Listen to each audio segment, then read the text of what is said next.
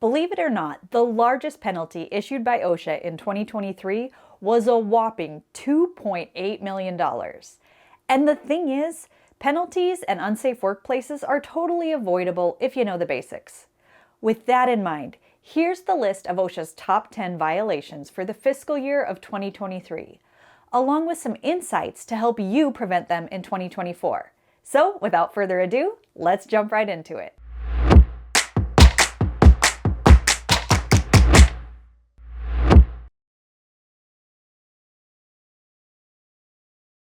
Starting at number 10 and working our way to the top, we have machine guarding violations, with a total of 1,644 violations. The whole point of this standard is to keep our fingers intact and away from machinery. So the violations come from machinery that doesn't have proper guarding. The industries that were cited most often were machine shops and various metalworking shops.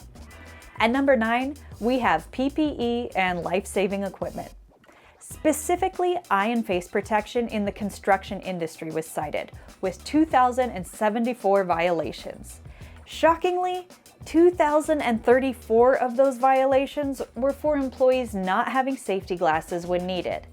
Contractors that were cited most often were in roofing, framing, masonry, and other single-family new construction contractors. To avoid this one, make sure to provide eye protection, make every employee on site wear it, and make sure that it's ANSI approved. Number 8, fall protection training requirements. If you've seen my previous videos on this, it will come as no surprise that this is number 8, with a total of 2,112 violations. This, again, was the construction standard, and over 1,400 of those violations were for not having a training program for employees who are exposed to falls. Make sure to check out our fall protection training at allysafety.com. Unsurprisingly, roofing contractors were most often cited, followed by framers, siding contractors, commercial construction, and finish carpenters. Just a heads up, these industries were cited a lot in 2023, and the reason is there's a lot of roofing, siding, and framing companies compared to, say, architectural sheet metal. So it's more about the sheer numbers than a specific type of contractor being targeted. Although in this case, you can see why roofers were high on the list. At number 7, we have respiratory protection, with a total of 2,481 violations. Where employers tend to go wrong here is not providing the required medical evaluation, not conducting fit testing, and not having a written program and having the training required. Again, for training and a written program, check out Ally Safeties in the description box below. For fit testing and medical evaluations, check out your nearest occupational health clinic. The industries that were most impacted by this one were auto body shops, masonry contractors, stone cutting, and stone product manufacturing, as well as some skilled nursing facilities too. At number 6, we have Lockout Tagout violations, with a total of 2,554 total violations. This is a really serious one because bad lockout programs result in truly horrendous injuries and many fatalities every year. If you don't know what Lockout Tagout is, check out this video on it. The citations were for not having written procedures, training, not inspecting the procedures regularly, not having a written program, and most importantly, just not controlling the hazardous energy.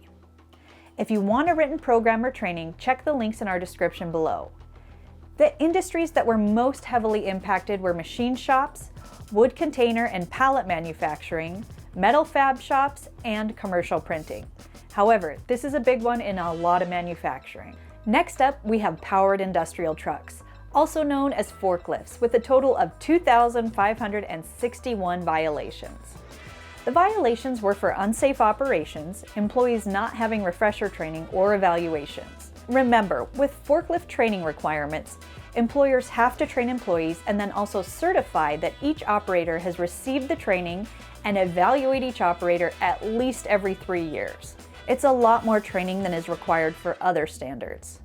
Uncertified operators, no inspections, and vehicles in need of repair being in use were some of the biggest problems. The best way to avoid these violations is to get a really good training program that emphasizes inspections for operators and also have a good maintenance program so people don't feel like they need to operate forklifts that need maintenance. The top industries cited were warehousing and storage, no surprise there. Plastics manufacturing and framing contractors. And lastly, metal product manufacturers. Number 4, scaffolding comes in with 2,859 violations. By far the top violation issue was for employees on a scaffold more than 10 feet above a lower level and not being protected from a fall. Not having ladders or steps to access other levels, not being fully planked, not having base plates on a firm foundation, and guardrails not being installed correctly. The industries most often cited were masonry, framers, siding, roofers, and lastly, commercial building construction. My guess is that they were last because commercial buildings generally have a bigger budget to throw at specialty scaffolding contractors. Number 3, ladders. This is for the construction standard specifically, and it came in at 2,978 violations. The most cited issue was not having portable ladder side rails extend at least 3 feet above the upper landing surface, meaning the ladders in use were probably too short for the job. That single violation took up 1,800 of those violations. Next, we're using a ladder as something other than a ladder and using the top step of the ladder as a step. The industries that were most cited were again, roofing contractors, framers, siding contractors, commercial construction, and single-family new build construction. Making our way up to number 2, the hazard communication standard comes in at 3,212 violations. If you don't know what the hazard communication standard is, check out this video. This is the one that requires we know about our chemical hazards and protect employees from them. The most cited standard was the lack of a written program, followed by training and not having copies of safety data sheets available for employees. The most cited industry might actually surprise you here. It was hotels and motels, followed by our usual list of suspects, masonry, framing, and roofing contractors. And lastly, we have number 1, and if you're familiar at all with this list of citations, you won't need the drum roll, because back again for the 13th year in a row, we have the number 1 cause of death in construction: fall protection violations. This is specifically the construction fall protection violations, and it comes in more than doubling the number of violations in the last category, at 7,271 violations in total. By far, the most cited rule was employees engaged in residential construction working above 6 feet who were not protected by guardrails, personal fall arrest systems, or other means. This one rule alone accounted for 5,087 violations. It was followed by working surfaces not having guardrails or other safety systems, and specifically roofers not being protected. The industries that received the most violations were roofing contractors, framing contractors, commercial construction, siding contractors, and masonry contractors. And that's your lineup of the top most cited OSHA standards of 2023. If you have questions or would like me to cover a specific topic more in depth, let me know in the comments below. I hope you found this list helpful, and if you did, please hit that like and subscribe button. As always, take care and stay safe. Hi, Rachel from Ally Safety here. If you enjoyed this video, make sure to check out the Ally Safety Toolbox Talk membership at allysafety.com. There you'll find an entire library of videos that are created to make safety entertaining. I'll see you there at allysafety.com.